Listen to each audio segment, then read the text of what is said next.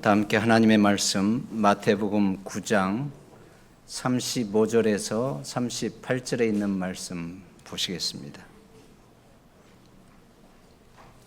마태복음 9장 35절에서 38절입니다. 제가 35절 읽고 36절, 37절, 38절 다 함께 읽도록 하겠습니다. 예수께서 모든 성과 촌에 두루 다니사 저희 회당에서 가르치시며 천국 복음을 전파하시며 모든 병과 모든 약한 것을 고치시니라. 무리를 보시고 민망히 여기시니 이는 저희가 목자 없는 양과 같이 고생하며 유리함이라. 이에 제자들에게 이르시되 추수할 것은 많되 일꾼은 적으니 그러므로 추수하는 주인에게 청하여 추수할 일꾼들을 보내어 주소서 하라 하시니라. 오늘 본문에 보니까 예수님께서 수많은 무리들을 보시면서 어떻게 바라보셨어요? 수많은 무리들을 바라보시면서 36절에 보니까 민망히 여기셨다. 여러분, 민망히 여기신다고 하는 것은 무엇을 의미합니까? 예수님께서 수많은 사람들을 보시면서 민망히 여기셨다. 민망히 여기신다고 하는 것은 불쌍히 여기시는 것을 의미합니다. 원어적으로 보면 불쌍히 여기시는 마음과 또 괴로운 마음 두 가지를 의미합니다. 그래서 여러분, 예수님께서 세상에 있는 많은 사람들을 보시면서 그들을 불쌍히 여기시고 또 그들이 불쌍하니까 그 불쌍한 사람들을 보는 예수님의 마음이 어떤 거예요? 편치가 않은 거예요. 그래서 괴로우신 거예요. 그래서 예수님께서 세상에 있는 많은 사람들을 보시면서 그들을 불쌍히 여기시고 괴로워하셨다. 이것이 지금 민망히 여기셨다고 하는 말입니다. 그러면 예수님께서 왜 많은 사람들을 보시면서 그들을 민망히 여기셨을까요? 왜 많은 사람들을 보시면서 그들을 불쌍히 여기시고 예수님은 괴로워하셨을까요? 그 이유가 뭘까요? 오늘 분명히 본문에 말씀해 주고 있습니다. 그 민망히 여기신 이유가 오늘 9장 36절 무리를 보시고 민망히 여기시니 다 함께요. 시작. 이는 저희가 목자 없는 양과 같이 고생하며 유리함이라. 예수님께서 세상에 있는 수많은 사람들을 보시면서 그들을 불쌍히 여기시고 그들 때문에 괴로워하신 이유는 무엇 때문이라고요? 바로 그들이 목자 없는 양과 같이 고생하며 유리하는 삶을 살고 있기 때문에 그렇습니다. 여러분, 목자가 없는 양 어떻습니까? 양에게 목자가 없다. 이건 뭘 의미해요? 양을 돌보고 지킬 수 있는 목자가 없다는 것입니다. 그 넓은 초원 위에서 그 양들을 지키고 보호하는, 돌보는 목자가 없으면 그 양들은 어떻게 될까요? 무인지경이 되는 것입니다. 무엇을 어떻게 해야 될지 모르고 또 그러한 가운데 사나운 맹수가 나타나면 그 맹수로부터 지켜줄 목자가 없으니까 그냥 먹잇감으로 죽을 수밖에 없는 너무 불쌍한 처지인 것입니다. 그래서 여러분, 목자가 없는 양과 같다고 하는 것은 마치 사람으로 따지면 5살, 6살 된 아이에게 갑자기 부모가 없다고 하는 얘기가 똑같아요. 여기 우리 어린이반의 아이들이 많이 컸지만 이 아이들에게 만약 부모가 없다고 하면 여러분, 이 아이들의 삶이 어떠하겠습니까? 갑자기 고아가 되는 거예요. 목자가 없는 양들이 무인지경에 처해서 맹수의 사나운 공격에 무방비돼서 어떻게 될지 그 고생이라고 하는 것은 말로 표현할 수 없는 것처럼 여기 우리 어린 친구들이 부모가 갑자기 없다고 하는 것은 이 아이들의 삶이 얼마나 고생스럽고 살아갈 길이 막연하고 그 아이들을 보는 우리의 마음이 아프고 괴로운지 말로 표현할 수가 없는 것입니다. 그래서 유리한다라고 하는 표현을 보니까 유리한다고 하는 말은 이거더라고요. 집이 없고 직업이 없어서 이곳저곳으로 떠돌아다니는 신세.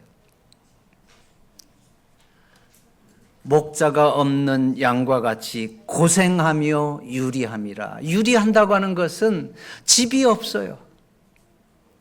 또 돈이 없어요. 직업이 없어요. 그렇게 해서 어쩔 수 없이 떠돌아다니면서 여기저기에서 사는데, 이러한 사람들을 우리가 뭐라 그래요? 홈리스라고 그래요. 홈리스, 집이 없는 사람. 다른 말로는 뭐라 그래요? 노숙자라고 그래요. 노숙자. 자, 여러분, 우리 한국에도 노숙자들, 집이 없는 사람들 있어요, 없어요? 있습니다. 특별히 지하철 역사에 가면 밤에 그곳에서 자기 위해서 이 그냥 박스 종이 쪼가리 놓고 거기서 이렇게 자오는데, 지금은 아직 밖에서 자도 괜찮지만 겨울철에 박스 하나 깔아놓고 그러한 곳에서 잔다고 하는 것이 여러분 얼마나 힘들겠습니까? 그가 그동안 살아온 인생의 스토리가 무엇인지는 알 수 없지만, 그가 지금 현재 직업이 없고 또 집이 없고 거할 곳이 없어서 이곳저곳 떠돌아다니면서 하루하루 살 수밖에 없는 그러한 노숙의 인생이 되었다고 하면, 그 인생이 얼마나 힘들고 말로 표현할 수 없는 그러한 절망적인 인생을 살게 했습니까? 바로 예수님께서 지금 세상에 있는 많은 사람들을 보시면서 그들이 목자가 없는 양과 같이 고생하며 유리한다고 하신 말씀은 그들에게 바로 인생의 참 목자가 되시는 예수 그리스도가 없다고 하는 것을 의미하고 있어요. 인생의 참 목자가 되시는 예수 그리스도가 없는 사람들, 그 사람들은 이 땅 위에서 이렇게 살다가 이렇게 죽는 것이 인생의 전부인 것처럼 한 줌 흙으로 돌아가는 것이 헛되고 헛된 것이 그 인생의 결국입니다. 그래서 예수 그리스도 없이, 예수 그리스도의 구원의 소망이 없이 하나님을 섬기는 그러한 복된 인생에서 전혀 무관하게 인생에 참된 목자 없이 사는 그들을 보시면서 예수님은 매우 가슴 아파하시고 또 슬퍼하시고 괴로워하신 것을 보게 됩니다. 그래서 오늘 여러분, 우리는 예수 그리스도 안에서 우리 인생의 참 목자 되시는 구원자 예수님을 만났기 때문에 이 예수 그리스도의 마음을 우리의 마음에 함께 품어야 될 줄로 믿습니다. 예수님께서 예수님 없는 수많은 사람들을 보시면서 목자 없는 양과 같이 고생하고 유리한다고 하면서 슬퍼하시고 괴로워하신 것처럼, 여러분들도 하나님이 없이 인생의 참 목자 되신 예수 그리스도가 없이 그저 이 세상에서 사는 그러한 인생들을 향해서 예수님과 같이 가엾게 여기시고 또 불쌍히 여기시는 마음을 갖고 그들에게 인생의 참 목자가 되시는 예수 그리스도를 소개할 수 있는 그러한 믿음의 대장부들이 되기를 주의 이름으로 부탁하겠습니다. 여러분, 우리 모두에게 가장 귀한 것은 인생의 참 목자 되신 예수 그리스도, 인생의 구원자가 되시는 예수 그리스도를 우리 주변에 있는 사람들에게 전하는 것입니다. 예수님께서 그러한 우리의 삶을 오늘 이 시간 이 말씀을 통해서 당부하고 계시는데, 오늘 저는 이 말씀을 보면서 예수님께서 슬퍼하시는 첫 번째 이유는 세상 사람들에게 인생의 그 참 목자 되시는 예수 그리스도가 없음으로 인해서 고생하고 유리하는, 그리고 한 줌 흙으로 사라지는 허망한 인생을 보시면서 매우 민망히 여기셨고, 또 두 번째 민망히 여기신 이유는 이겁니다. 두 번째로 그들을 보면서 예수님께서 민망히 여기신 이유가 뭐예요? 우리 단어 어디 갔어요? 예수님께서 두 번째로 민망히 여기신 이유가 뭘까요? 단호가 생각하면 지금 다른 사람들도 다 생각하는 거예요. 네, 여러분 요거 보십시오. 마태복음 9장 37절 다 함께 읽겠습니다. 시작. 이에 제자들에게 이르시되 추수할 것은 많되 일꾼은 적으니.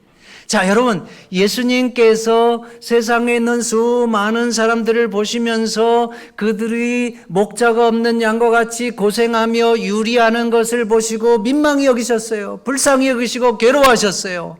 근데 두 번째로 예수님이 민망히 여기시고 괴로워하신 이유는 바로 그들에게 뭐가 없다는 거예요?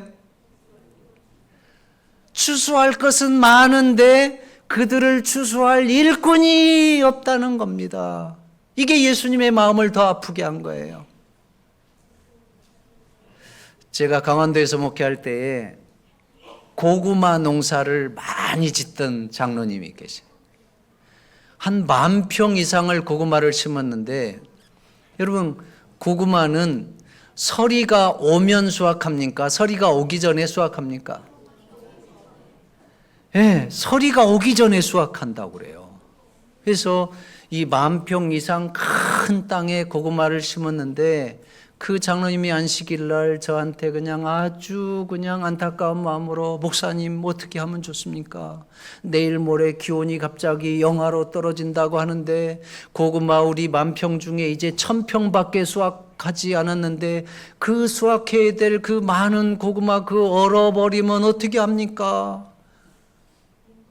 여러분 수확할 게 엄청 많은데 갑자기 강원도의 기온이 영하로 떨어진다고 하면 그 고구마 주인은 애가 타겠어요? 안 타겠어요?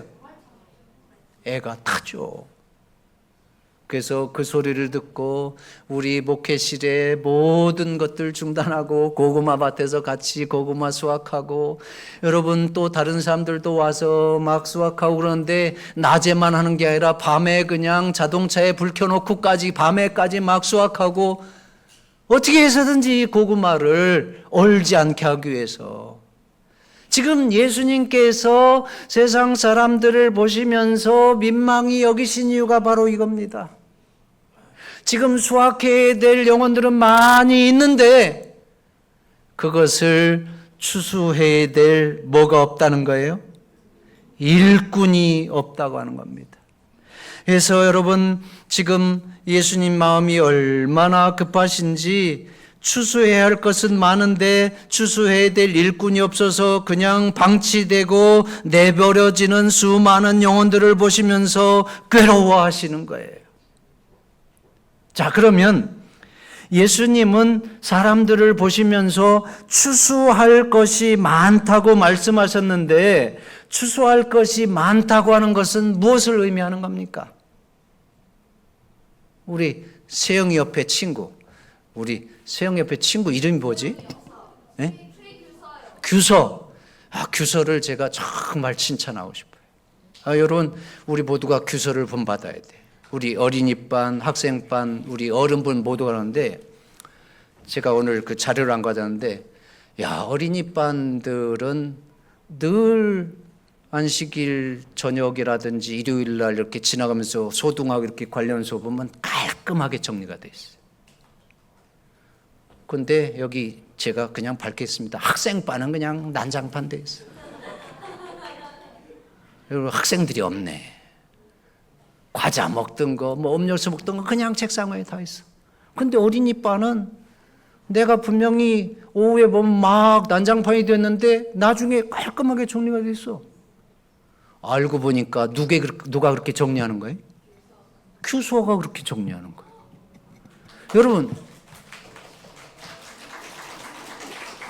박수 치려면 좀 세게 좀 쳐요. 예. 여러분 제7일 안식일 예수 재림교회 중화동 교인이라고 하면 최소한 규서 정도가 스탠다드가 돼야 됩니다. 네. 여러분 규서보다 못한 분들은 각성해야 돼. 우리 집에서 뭐 먹고 막 그냥 너질분하게 그냥 놔두고 그래요?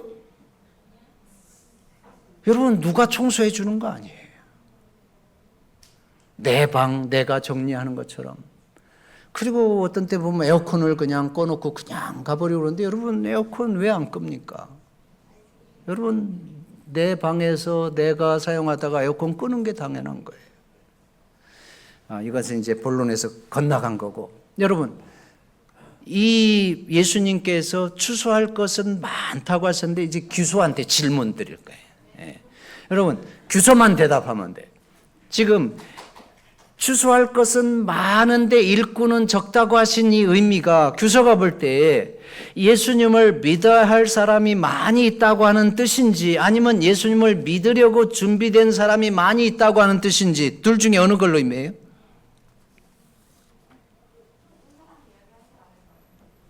이야, 이 규소가 참 보통 똑똑한 게 아니네. 이 애매할 때는 두 개 다 표현하면 돼. 예수님을 믿어야 할 사람이 많이 있다고 하는 표현 아닐까요? 또 예수님을 믿으려고 준비된 사람이 많이 있다고 하는 표현 아닐까요? 이 두 개 다 맞는 말인 것 같죠? 그런데 여러분, 예수님께서 지금 추수할 것은 많은데 일꾼이 없으니 하면서 마음 아파하시고 민망히 여기신 이유는 두 번째에 정답이 있습니다.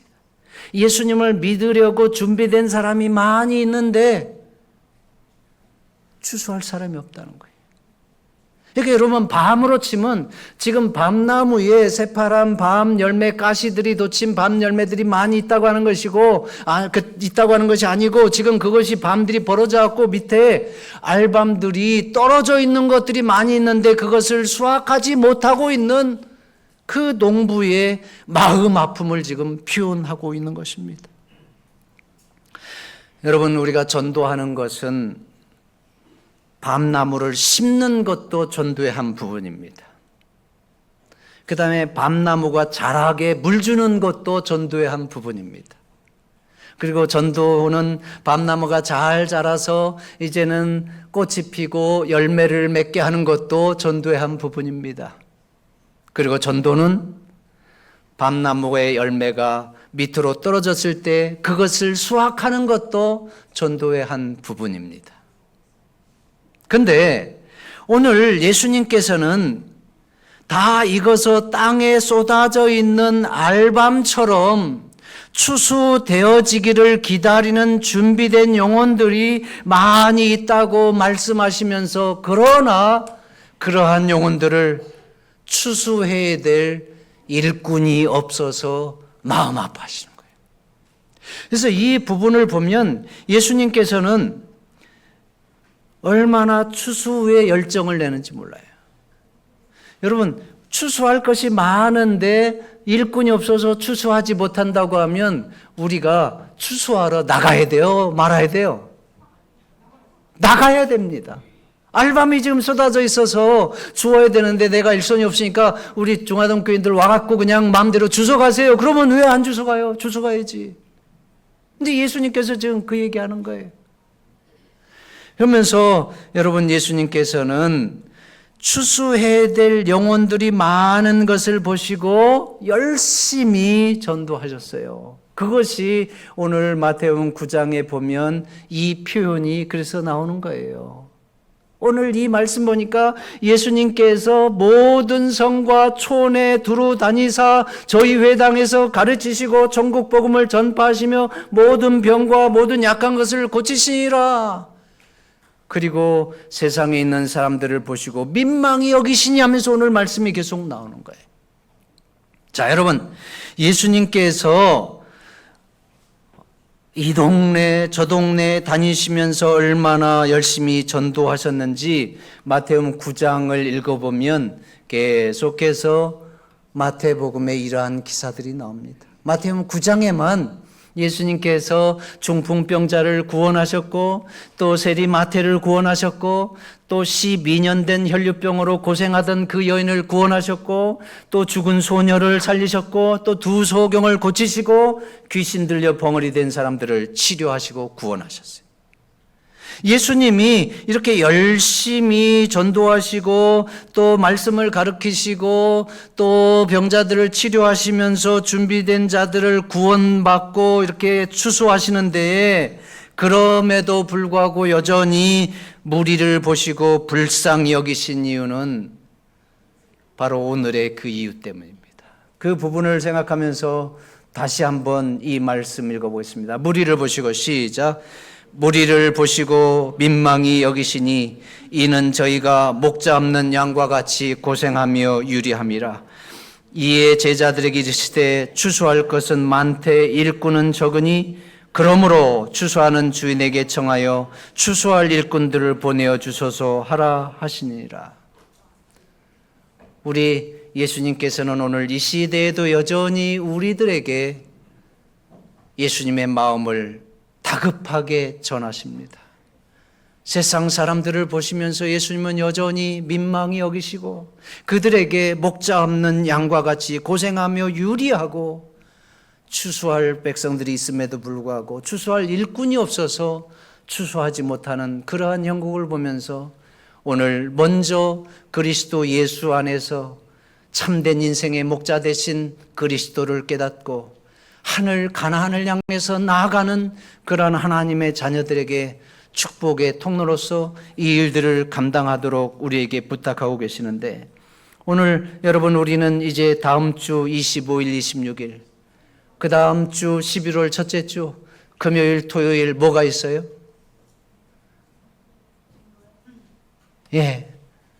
학생, 청년, 장년, 연합 대전도회가 있습니다. 이 일을 위해서 우리가 이미 거의 봄부터 지금까지 202명이라고 하는 많은 대신자들을 품고 기도해오고 또 준비해오고 있습니다. 우리가 이 땅에서 의미 있고 가치 있는 일들이 많이 있지만 가장 의미 있고 가치 있는 일은 바로 목자가 없는 그들에게 참된 목자 되시는 예수 그리스도를 소개하는 것입니다. 이 일을 위해서 우리가 기도하고 준비한 영혼들이 이번 금요일, 토요일 또 그 다음 주 금요일, 토요일을 통해서 여러분들이 한번 이야기하는 것과 이야기하지 않는 것은 천지 차이입니다. 여러분들 가운데 옆에 있는 지인이나 또 기도하고 있는 그 사람에게 정말 강권함으로 내가 다니는 교회에 한번 같이 가보자. 예수님 같이 한번 믿자. 이 얘기를 해서 하나님께서 그 영혼에게 전하기를 원하셨던 그 복음의 소식이 증거되느냐 증거되지 않느냐 하는 것은 여러분의 입술에 달려 있습니다. 내가 그 말을 함으로 그 사람이 하나님의 영에 감동하심으로 하나님께 나올 수도 있고, 또 아직 준비되지 않은 영혼들은 그냥 지나갈 수도 있습니다. 그러나 여러분, 우리가 고구마가 익었는지 안 익었는지 찔러보는 것으로 익었으면 수확하면 되는 것이고 안 익었으면 그냥 기다리면 되는 거예요. 안 익었다고 하는 것 때문에 괜히 내가 교회 가져가는 것 때문에 나만 이상하게 됐네, 쑥스럽게 됐네, 절대 그렇지 않습니다. 여러분, 우리가 예수 그리스도를 믿게 하는 이 복음의 심부름권처럼 이 땅에서 귀하고 가치 있는 것이 어디 있습니까? 우리가 그 사람에게 뭐 1,000만 원 빌려달라고 했습니까? 아니면 그 사람에게 뭐 어떤 나쁜 짓 했습니까? 오히려 생명이신 예수 그리스도를 전하고자 한 것입니다. 가장 귀하신 예수 그리스도를 만나게 하는 것보다 이 땅에서 중요한 것이 없지 않습니까?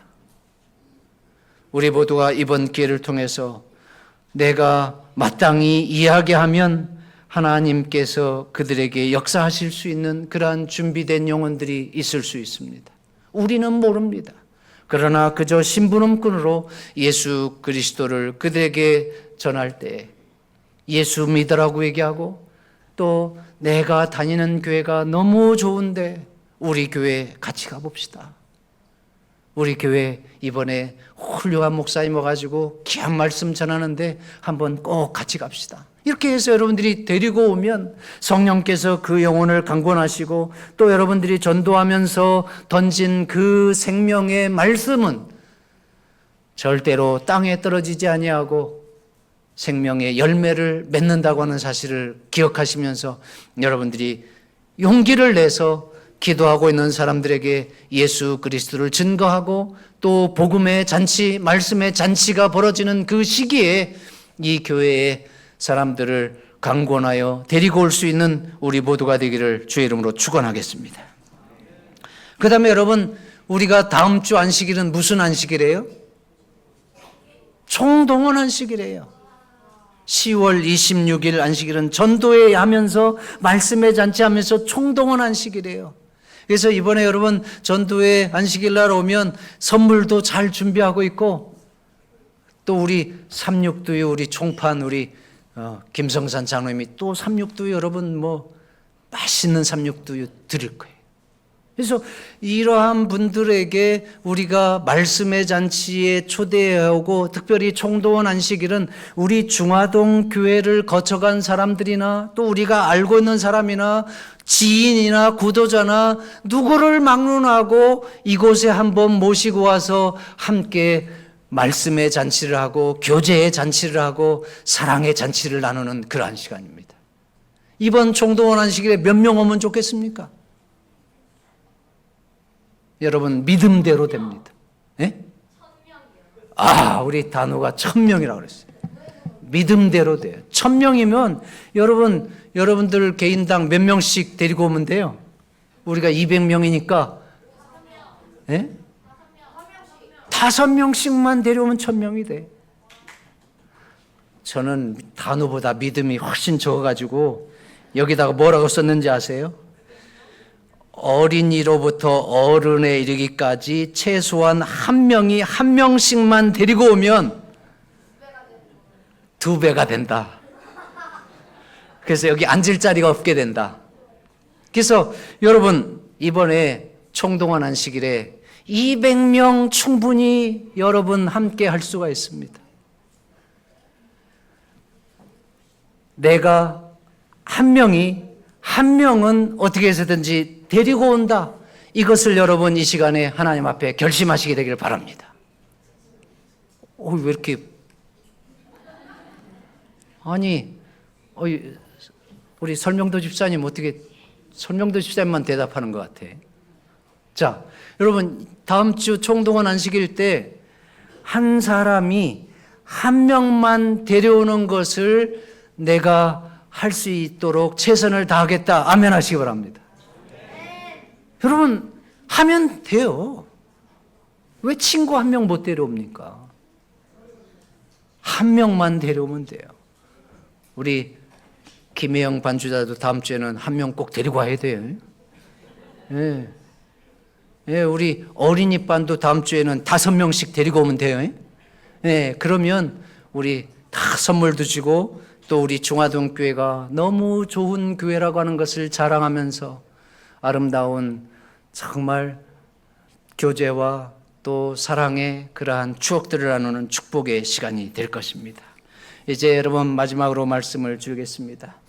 예수님께서 세상 사람들을 보시면서 민망히 여기신 이유는 그들이 목자가 없는 양과 같이 고생하며 유리하기 때문이고, 그들 가운데 수많은 사람들이 예수 그리스도를 개인의 구주로 믿고 하나님의 가족이 되고자 하는 그러한 열망이 되어 있음에도 불구하고, 예수님 혼자서 아무리 열심히 전도하고 말씀을 가르치고 치료하고 구원하는 복음의 역사를 행한다 할지라도, 온 동네방네 다닌다 할지라도 역부족인 것을 기억하면서 추수할 것은 많되 일꾼은 적으니 하면서 예수님께서 간절히 기도하시면서 부탁하시는 것이 뭐예요?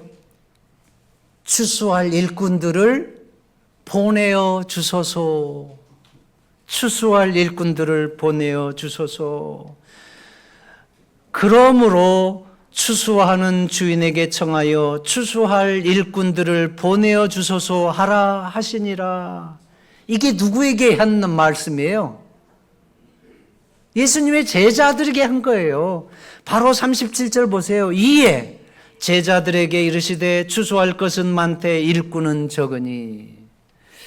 예수님께서는 추수할 일꾼들을 위해서 기도하라고 요청하시고 있어요. 추수할 일꾼들을 보내어 주소서. 그래서 우리 선교회에서 우리 박병지 장로님 기도 제목 가운데 우리 교회에 함께 선교를 감당할 일꾼들을 주소서 하면서 기도하고 있는데 마땅한 기도입니다. 그런데 예수님께서 제자들에게 이 말씀하시면서 주인에게 청하기를 추수할 일꾼들을 보내어 주소서 기도하라고 말씀하셨는데, 이 예수님의 간절한 부탁과 기도는 누구에게 하는 말일까요? 여러분, 마태복음을 읽어보면 마태복음 9장 이 사건 이후에 바로 10장에 넘어가면서 예수님께서는 12 제자를 부르시고 이 제자들에게 귀신을 쫓아내며 병자를 치료하시는 권능을 주시는 것을 보게 됩니다. 이 이야기는 뭔가 하면 예수님께서 찾으시는 추수하는 일꾼들은 바로 먼저 믿고 있던 제자들, 성도들인 것을 깨닫게 됩니다. 예수님께서 제자들에게 말씀하시면서 그 제자들을 세우시고 그 제자들에게 귀신을 내어쫓고 병자를 치료하는 권능을 주셔서 추수하는 일꾼이 되게 하신 것처럼 오늘 이 시대에 그러한 추수할 일꾼을 보내어 주소서 하는 그 말씀은 먼저 믿고 있는 하나님의 백성들, 성도들, 제자들에게 바로 예수 그리스도의 간절한 부탁이 주어지고 있는 것이죠. 우리에게 추수할 일꾼이 되게 해달라고 하는 그런 간절함이 이 예수님의 기도에 들어가 있는 거예요. 그래서 오늘 이 자리에 있는 우리 모두가 예수님께서는 우리 주변에 있는 수많은 사람들, 목 잡는 양과 같이 고생하며 유리하고 그들의 마음속에 나도 중화동교회 한번 가고 싶은 마음이 있는데 어떻게 해야 될지 어떠한 방법도 모르고 또 혼자서 용기가 나서 가지도 못하고 있는 그러한 사람들에게 추수꾼으로서 우리 모두가 그들에게 다가가기를 주님은 바라시는 거예요. 그런데 우리가 안 다가간다는 거예요. 여러분 한번 마음속에 손을 얹고 한번 생각해 보시기 바랍니다. 내가 지금까지 중화동교회에서 내가 지금까지 개인적으로 예수 만나서 하늘 가는 인생을 사는 신앙생활하면서 과연 내가 예수 그리스도를 전하는 것이 얼마나 있었는가? 정말 내가 이 사람을 함께 하나님 믿게 하기 위해서 또 우리 교회에 인도하기 위해서 내가 몇 번을 전도해 보았는가? 또 내가 간절함으로 전도해서 성령의 역사하심이 함께해서 그 사람이 지금 나와 함께 이 성전에 하나님을 섬기면서 하나님을 예배하는 그러한 인생이 된 사람이 얼마나 있는가?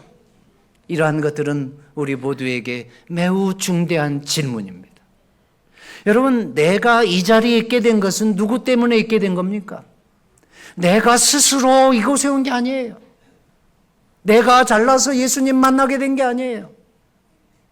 우리 모두는 누군가의 도움으로 인해서 누군가가 나를 전도해서 이곳에 온 거예요. 누군가의 희생이 있었고 누군가의 사랑이 있었고 예수 그리스도께서 그들을 통해서 나에게 복음을 전했고 내가 그러한 복음의 빚진 자로서 오늘 이 자리에 있게 된 거예요.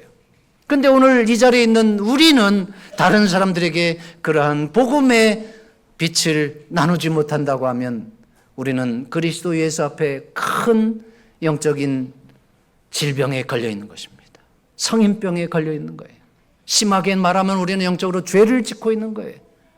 내가 말을 했으면 그 사람이 나도 니네 교회 가려고 하고 있었어 이런 얘기 나올 사람이 있는데 말을 하지 못해서 주님께로 나오지 못하는 영혼들이 있다고 하는 것은 예수님 앞에 매우 큰 가슴 아픈 일이에요. 추수할 것은 많은데 일꾼이 없으니까. 이제 한 말씀 드리고 마치겠습니다. 여러분 19세기에 미국의 대부흥을 일으켰던 무디 목사님에 대한 얘기입니다. 이분이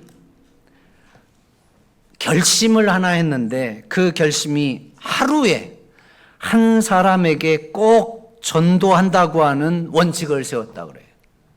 하루에 한 사람에게는 내가 예수님을 전해야 되겠다.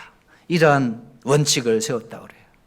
오늘 여러분들에게도 이러한 마음의 결심은 매우 중요하고 또 여러분들이 만나는 수많은 사람들에게 성령 하나님께서 역사하시고 놀라운 권능을 행하실 수 있는 그러한 축복의 과정입니다. 그런데 하루는 아무에게도 전도하지 못하고 그냥 잠자리에 들어가게 됐다고. 그런데 잠자리에 누웠는데 이분이 자기가 하나님께 약속한 그 약속이 계속 걸려가지고 그 자책감 때문에 다시 일어나가지고 옷을 입고 밖에 나갔다 그랬어요. 어떻게든 자기 전에 한 사람에게는 복음을 전해야 되니까. 근데 밤이라서 뭐 사람이 없잖아요. 근데 보니까 술주정뱅이가 술에 취한 사람이 하나 있는 거예요. 그래서 이 술에 취한 사람에게 이 다짜고짜 예수님을 아시나요? 라고 말했다래요. 예수님을 아시나요? 그랬더니 이 술주정뱅이가 막 화를 내면서 그냥 막 폭력을 행사하려고 하는데 이분이 그냥 막 쫓겨서 집으로 돌아왔어요. 근데 놀라운 일은 3개월 후에 벌어집니다. 3개월 후에 그 무디 목사님의 집을 놓고 하는 소리가 들려서 나가봤더니 바로 그 술주정뱅이가 왔어요. 그가 고백하기를 그날 밤 예수님을 아시나요? 라고 하는 말을 듣고 화를 냈으나 그 말이 내 깃전에서 떠나지 않아서 계속 예수님을 아시나요? 이 말이 깃전에서 맴돌아서 예수 믿기로 했다고 하는 겁니다. 예수 믿기로 생각하고 이제는 그래서 여러분 이 술 취한 사람에게 한마디 예수님을 아시나요? 라고 했던 그 말 한마디가 그 영혼을 회개시키시고 구원시켰던 것입니다. 참 놀라운 일이 아니에요? 여러분 땅에 굴러다니던 전도지 하나를 주워보고서 그것 때문에 동국대학교 불교학과를 다니던 사람이 삼육대학 신학과 와서 목사가 되는 일이 있잖아요. 놀라운 변화가 예수 그리스도를 만남으로 일어나게 되는데 여러분들이 전도하면서 던지는 말이 결코 땅에 떨어지지 않는다고 하는 사실을 기억하시게 되기를 바랍니다. 여러분들이 전도하면서 던진 말이 절대로 땅에 떨어지지 않고 생명의 씨앗이 된다고 하는 거예요. 그래서 기도하는 가운데 성령께서 인도하시는 대로 순종해서 전도하면 분명히 하나님께서 함께 하실 것을 믿으시게 되기를 바랍니다. 이제 너는 말씀을 전파하라. 때를 얻든지 못 얻든지 항상 힘쓰라. 여러분 예수님께서 온 촌과 동네를 돌아다니면서 말씀을 전하시는 가운데 많은 사람들을 보시고 민망히 여기셨어요. 그 이유는 그들이 목자가 없는 양과 같이 고생하며 유리하는 가운데 있고 또 그 중에 많은 사람들이 추수되어지기를 기다려하고 있으나 추수할 일꾼이 부족해서 추수하지 못하는 상황을 보시면서 그래서 예수님께서 주인에게 청하기를 추수할 일꾼을 보내어 주소서 기도하라고 말씀하시는데 오늘 우리 모두가 예수님의 그러한 간구의 대상이고 기도의 대상입니다. 예수님께서 오늘 우리 모두를 향해서 추수할 일꾼이 되게 해달라고 기도하십니다.